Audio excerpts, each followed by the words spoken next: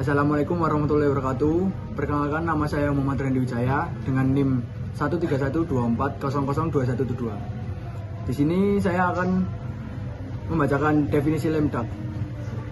Jadi bebek lumpuh adalah istilah yang berasal dari bahasa Inggris, yaitu lemdak, dan digunakan dalam konteks politik untuk menggambarkan seseorang pejabat terpilih seperti presiden, anggota parlemen, atau pejabat publik lainnya yang masa jabatannya akan segera berakhir karena penggantinya sudah terpilih atau karena ia tidak lagi mencalonkan diri atau kalah dalam pemilu atau akan segera digantikan dalam periode ini.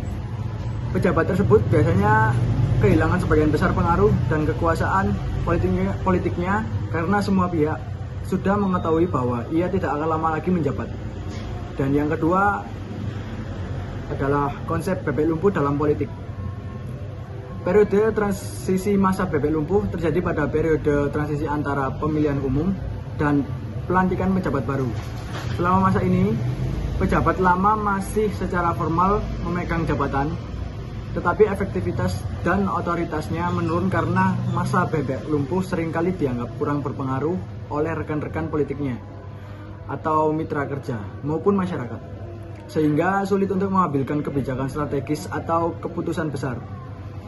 Kebebasan bertindak meski pengaruhnya menurun, pejabat bebek lumpuh kadang justru lebih bebas mengambil keputusan yang mungkin kontroversial, seperti mengeluarkan gerasi, perintah, eksekutif, atau kebijakan yang sebelumnya dihindari karena pertimbangan politik, sebab ia tidak lagi menghadapi risiko politik langsung. Terima kasih. Perkenalkan, nama saya Ersa Alfiandi Putra Wijaya, NIM 13124002195. Di sini saya akan membahas ciri-ciri masa lemdak.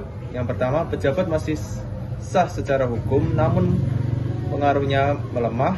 Kedua, keputusan penting cenderung dihindari karena masa jabatan segera berakhir.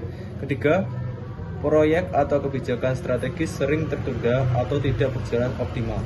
Keempat, masa ini bisa menimbulkan ketidakpastian hukum dan politik, terutama jika tidak ada aturan tegas soal kewenangan pejabat selama masa transisi. Jadi, siapa yang berkuasa saat lemdak terjadi?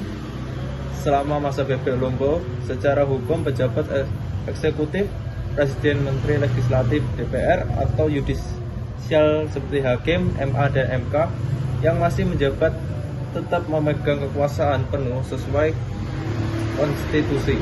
Namun secara politik, kekuasaan mereka menjadi lemah karena pertama, legitimasi publik dan dukungan politik berkurang. Kedua, kebijakan atau keputusan penting sering ditunda atau tidak diambil. Ketiga, pihak-pihak di birokrasi dan politik cenderung menunggu arahan dari pejabat baru yang akan segera dilantik. Terima kasih. Perkenalkan, nama saya Arswendi Valerian Rizky Kisang dengan NIM 13124000185. Di sini saya akan menjelaskan contoh sistem lemdak di Indonesia. Seperti di DPR, fenomena lemdak terlihat saat masa akhir jabatan anggota legislatif yang sudah tidak memiliki mandat penuh tetapi masih aktif membuat kebijakan yang seringkali kontroversial dan dianggap kurang transparan. Contohnya adalah peningkatan aktivitas legislasi DPR menjelang pelantikan anggota baru, seperti pada periode pergantian DPR 2014 sampai 2019 ke DPR 2019 ke 2024. Fenomena ini berpotensi menimbulkan kebijakan yang tidak efektif dan merugikan rakyat, sehingga ada usulan untuk berpendek masa transisi agar fungsi pemerintahan dan parlemen tetap optimal. Singkat contoh sistem lemdak di Indonesia dapat dilihat pada masa transisi Presiden Abdurrahman Wahid ke Susilo Bambang Yudhoyono 2001. Yang kedua, Jokowi 2024 menjelang pelantikan presiden baru hasil Pilpres 2024. Jokowi tetap sah sebagai presiden hingga pelantikan, namun banyak pihak menilai pengaruh politiknya menurun karena perhatian publik dan birokrasi sudah beralih ke presiden terpilih. Dalam situasi ini, keputusan strategis biasanya dihindari untuk mencegah benturan kepentingan atau kebijakan yang tidak sejalan dengan pemerintah berikutnya. Perkenalkan, nama saya Pandu Ahmad Erbeni, NIM 13124000190. Di sini saya akan menjelaskan istilah Lemdak. Istilah Lemdak atau bebek lumpuh awalnya diterapkan di Inggris pada abad ke-18 untuk pengusaha bangkrut yang dianggap lumpuh, seperti burung-burung yang terluka karena ditembak. Pada tahun 1830 penggunaan telah diperluas ke pejabat yang layanannya telah diketahui tanggal penghentiannya.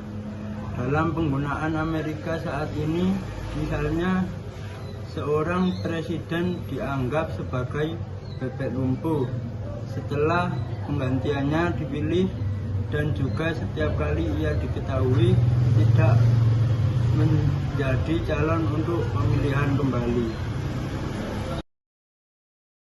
Pendapat kelompok kami tentang sistem Lemdak di Indonesia, yaitu banyak pihak menilai masa Lemdak di Parlemen Indonesia berpotensi disalahgunakan karena anggota legislatif yang masa jabatannya hampir habis tidak lagi bertanggung jawab kepada pemilih, sehingga rentan membuat keputusan berdasarkan pesanan atau mencari keuntungan pribadi, misalnya jabatan di eksekutif atau imbalan tertentu.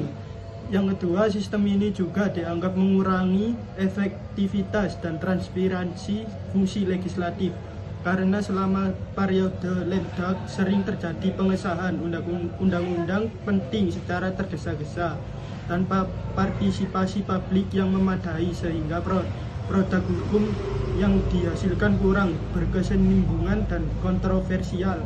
Yang ketiga, sebagian kalangan menganggap periode Lemdak merugikan demokrasi dan rakyat karena kebijakan yang dibuat sering terjadi mencerminkan aspirasi masyarakat dan sulit direspon oleh pemerintahan baru. Yang keempat, namun ada juga argumen bahwa periode Lemdak dapat dimanfaatkan untuk menyelesaikan masalah yang belum tuntas dan melakukan reformasi kebijakan yang kurang efektif sehingga tidak sepenuhnya negatif.